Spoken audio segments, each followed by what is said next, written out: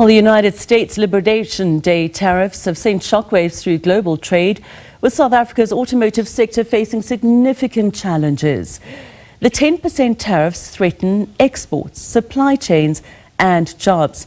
And there are warnings of heightened competition and economic strain in South Africa's poorest province. Well, joining me now is Denise van Huyssteen, CEO of the Nelson Mandela Bay Business Chamber, to discuss the impact on the Eastern Cape, a hub for vehicle manufacturing. Thank you for joining us.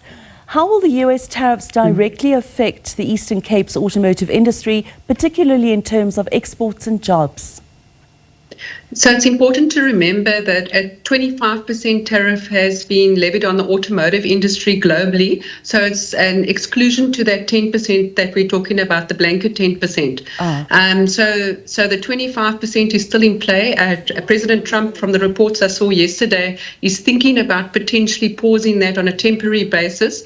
But all in all, it makes for very challenging circumstances for our automotive industry that's already under a lot of pressure around logistics, electricity, and so on.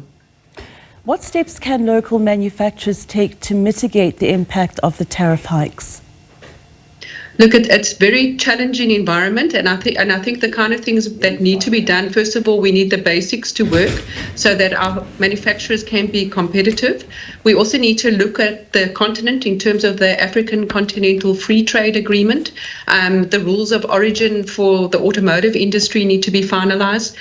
Grey imports need to be banned if we want to create a new vehicle market. And also we need to remember that the tariffs imposed on other countries to the north of us, especially North Africa, they're much closer to the markets as well. So we're facing increased competition on that front. And then also globally, multinationals within their own supply chains will be under threat in terms of where the best place is to place manufacturing.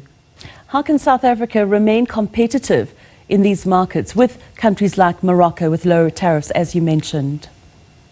Yeah, I'm sounding like a stuck record, but we need the basics to work in terms of the basic infrastructure and service delivery. And then we also need efficient logistics. And then we should also be looking at opportunities where we have natural strengths. For example, here we are a two-port city. We have an important trade route that comes by here.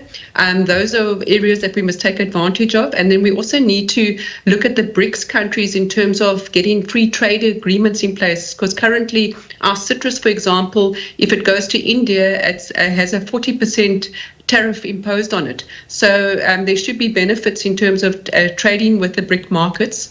We should also be looking to strengthen ties with Europe, Southeast Asia, and other key markets for our automotive and components industry. How many jobs have already been lost, and what are you expecting the job market to look like within the next 6 months?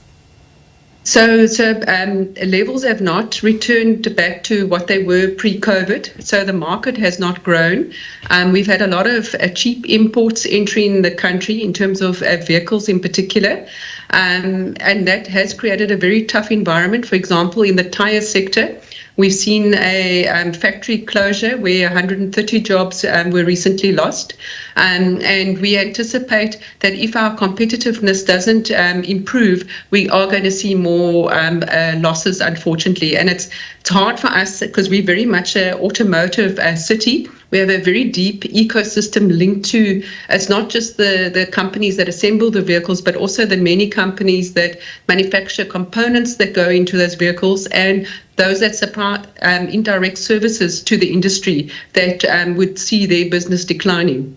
I just want to go back a bit to the African Continental Free Trade Agreement. How could that help offset the tariff effects, and are there any barriers that need addressing to unlock that potential?